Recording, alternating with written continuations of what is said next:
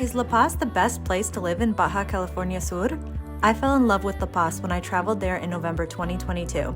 With its beautiful beaches, waterfront walkway, well-connected airport, and safe reputation, I found it to be one of the most livable cities I've visited in Mexico. The capital of the Mexican state, Baja California Sur, La Paz is home to around 250,000 inhabitants, one of whom is Jimena Ruiz. I spoke to her about life in La Paz and why it's one of the best places to live in Mexico. Hi, I'm Jimena Ruiz. I was born in Mexico City, raised in Querétaro, and I've been living in La Paz for 8 years. I now work in Host Relocation, which is a company that helps foreign people, to settle in a new country, in a new city, in a new culture, in a smooth way. First, the natural beauty. You have the Sea of Cortez, which is like I don't know. I kind of compare it with the Caribbean, and I like it more. It's beautiful. It's clean. It's full of nature, and in the other hand, you have like this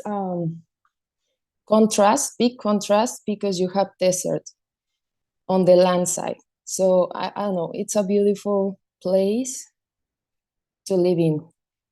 We just entered the park, the beach. It took about, I don't know, I'd say like 20 minutes to get here from where we're staying in La Paz. We're staying pretty much in the centro. And when you get here, it's free to enter, but you've got to get here either for the morning shift or the afternoon shift. So if you're here for the morning, it's good to get here around 8 a.m. because they're only letting a certain amount of people in for each part of the day. So you come at 8 and everybody has to leave by 10 to 12. They clear everybody out, and then they let people in for the afternoon shift, which is 1 to 5. So honestly, kind of a cool way to handle things, I think, so more people can enjoy the beach and it doesn't feel overrun. It's a short walk from the parking lot to the beach itself. I recommend packing your own cooler with drinks and snacks since there isn't much for sale. There are paddleboards and kayaks for rent, plus a short but challenging hike. Pack sneakers since the hike itself is pretty rocky, but the views from the top are absolutely incredible. Consistently recognized as one of the top beaches in the world, Playa Balandra has some of the clearest water I've ever seen and is perfect for swimming. I was born in a big city. I was raised in another big city. So living in a small town makes the whole difference. People are kind, like they live in a different pace. They're not rushing, so they have more time to look at others, not just concentrate on themselves. You can be walking in the street and just stay there and start chatting with someone like for half an hour, and like friends.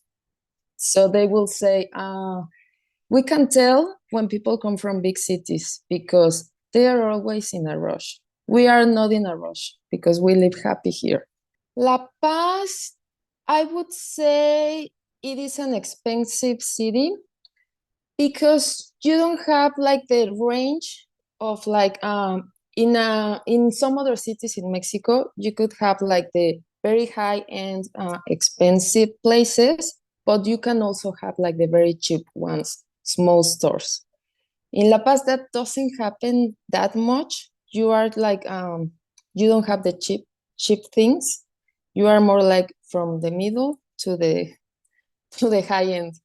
So yeah, I consider like a middle high compared to other cities in Mexico City. Labor is more expensive because by law the minimum salary here is more than the central part of Mexico, so that makes a difference.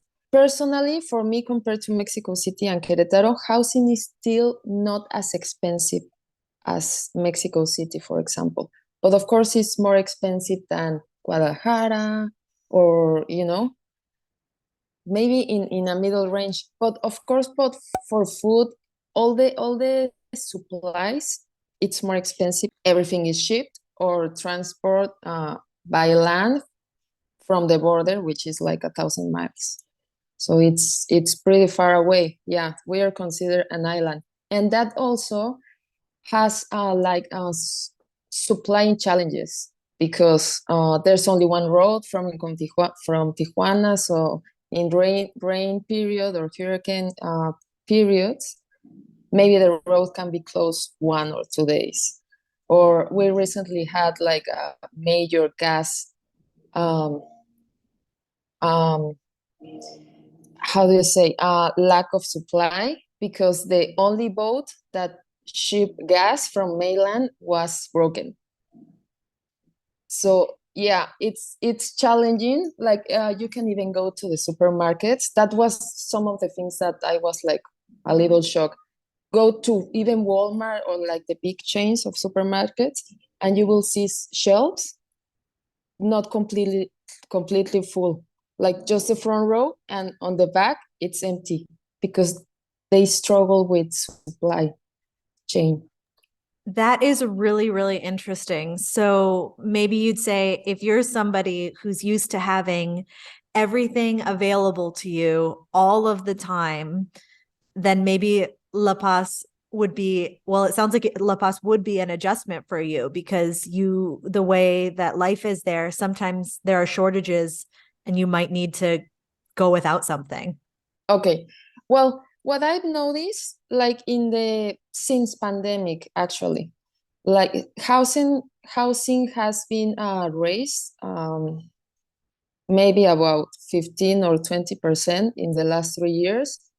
So the most popular areas for expats to move in, of course, is near the walkway by the sea that we call Malecon, which is in the city center. So you can go walking every like walking this distance to the sea, to the nice places, to the restaurants. It is a very, very nice area to live in.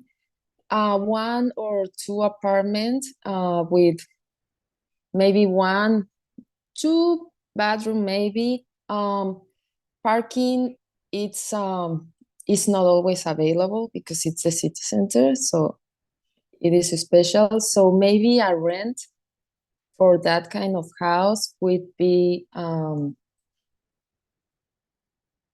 if it's new, maybe $700 a month for a rent.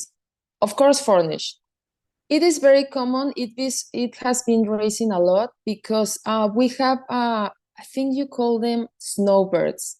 So many people from cold places, especially Canada and the northern part of the United States, they come to live here part-time. So they start moving here from November to March or something like that. So there is more and more um, availability of furnished apartments for people um, in that situation. But the prices don't change a lot between short-term or long-term rents. So they will rent it in the same price if you rent it for 6 months or if you rent it for 1 year. That doesn't change much the price. It's our last day in La Paz. We are finally down here on the Malecon, on the boardwalk, out for a walk. It is, wow, the weather is gorgeous this morning. Really making it hard to live. It is sunny, but not hot. There's a nice little breeze. Really, there's been at least some kind of breeze every day of the trip. But out here for a stroll to see what this awesome part of the city is all about.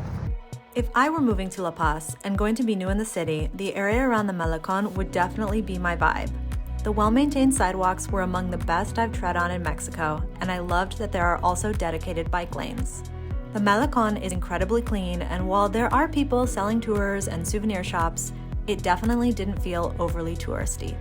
However, if you're looking for somewhere a little quieter and with more space, Jimena had another recommendation for foreigners moving to La Paz.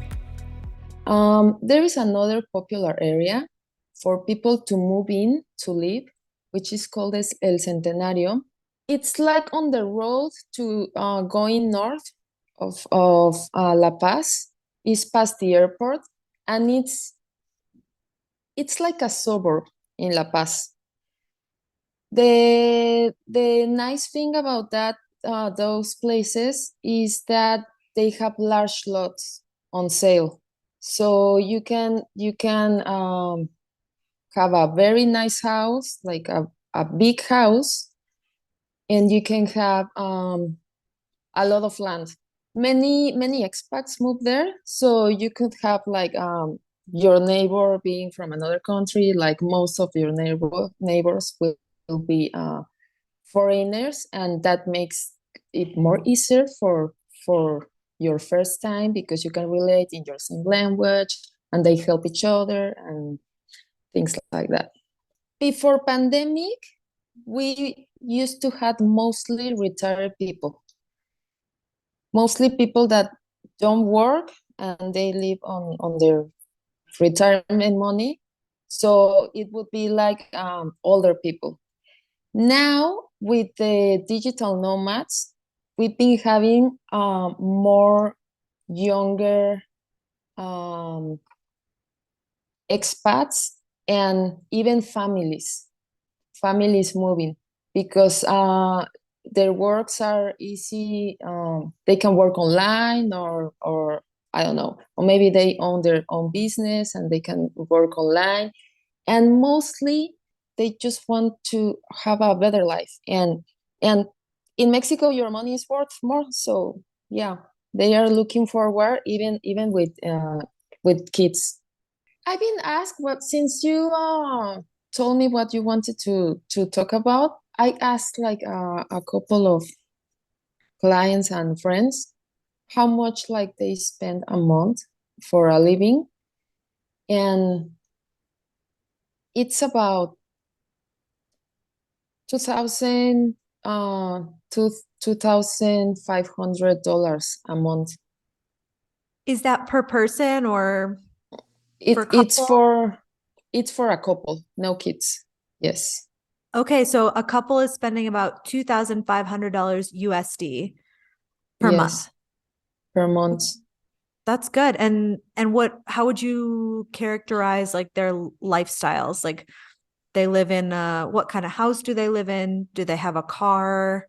Do they eat out a lot? Do they travel? What are people who are spending $2,500 a month? What are they doing? Live in a nice house, like a nice small apartment in the Malecon. They eat out a lot. Mostly kind of like a vacation living, maybe. Yeah, not living a life on a budget. I think that is the definition. Right. Like that $2,500, it's not like they're going, it's not like they're saving here and saving there and like trying to make sure they stay under $2,500. They're kind of just like, that's sort of just what it ends up to be every month, right? Because they're just doing everything that they want to do, but it only ends up costing 2,500. Would you say? That's right. I think they are like uh enjoying more what they can have with their money here, you know? They are not coming to La Paz to live on a budget, like to save or something like that. They're coming to have a better life, like to enjoy more, to go out. Yes. I hope that you can hear me okay. It's over the wind. It's kind of windy out here today, but we just drove a little way up the road to Playa Tecolote, and wow, this place is beautiful.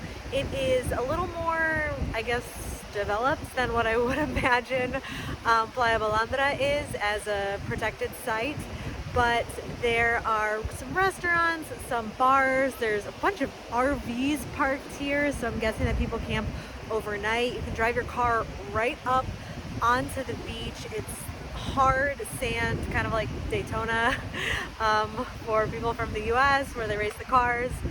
So, wow, it is just, I'm honestly amazed at the scenery here. It is absolutely stunning. The weather is challenging, I need to tell. So in summertime, like the most struggling months are August and September. and we can be from 38 to 40 degrees Celsius, but you can feel it like if it's 45. Like just going out and walking one block, you could be like totally damped sweat. It is not as humid as some other coastal areas in Mexico because we don't have the vegetation. We're a desert, but it's still a very intense weather. It is important. Like when I first moved here, the local people will tell me, you need to spend your first summer here to see if you really want to stay here because it is important. It is important even for your health. Like you can have yes, severe dehydration, like severe like going to the hospital. So you need to take care. Almost everything has air conditioning, so that is also not a big issue. Like you could try not to go out like and on daytime on those months, like if your job or your activity allow you, you can just stay inside your house or your office or whatever you want. It's important to note that La Paz only gets 1 to 2 weeks of rainfall a year. We live in a desert. Many people tell me they don't mind because, like, I don't know, I have had clients from Seattle or Portland, and they're like, they have had enough rain in their life, so they don't care about that. We are not exempt, of course. We have had very important hurricanes coming, but it's not matter of life-threatening, you know? If you prepare yourself, because many people are very scared about hurricanes, if you prepare yourself with enough batteries, food, and water, and just stay in your house, you will be completely safe. Mil gracias a Jimena for sharing not only why La Paz is one of the best places to live in Mexico, but also important things to consider if you're thinking about living in La Paz. I'm Alex from backpackingbrunette.com. Thanks for watching. Everybody's packing up to leave. What are your final thoughts on Playa Balandra? It's just okay. Wouldn't recommend it. ¿En serio? Come on. It's beautiful. One of a kind. Amazing. We love.